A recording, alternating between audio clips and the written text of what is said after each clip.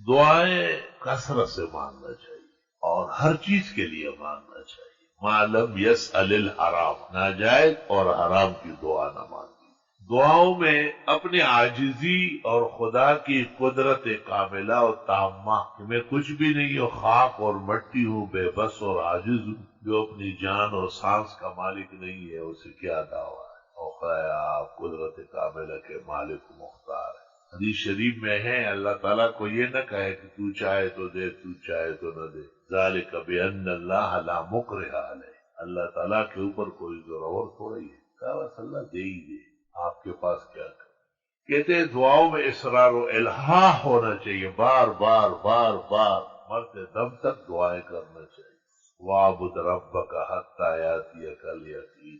کہتے ہیں کہ دعاؤں کے لیے ہاتھ اٹھانا بہتر ہے اور ہاتھوں کی طرف دیکھنا بہتر ہے. دعا میں دائیں بائیں اوپر نیچے دیکھنا مناسب نہیں.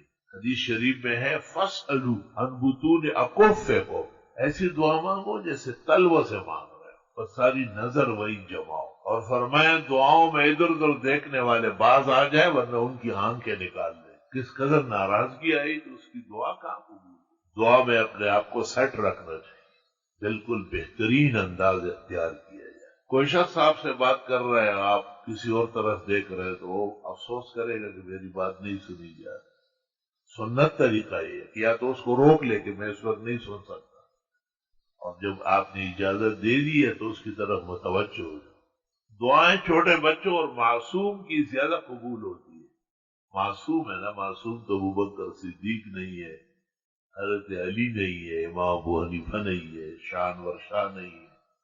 لیکن چھوٹے چھوٹے بچے معصوم ہیں، ان کو راضی کیا جاتا ہے، کچھ کھلا پلا کھلونے، پھر ان سے کہتے ہیں حضرت مولانا انور شاہ صاحب کے والد وہ رات کو جب اٹھتے تھے تہجد کے لیے تو حضرت شاہ صاحب اور ان کے ایک بھائی تھے، ان دونوں کو بھی ساتھ اٹھا کے، اور پھر جب دعا کا وقت آتا تھا تو ان سے کہتے کہ تم بھی دعا مانگو.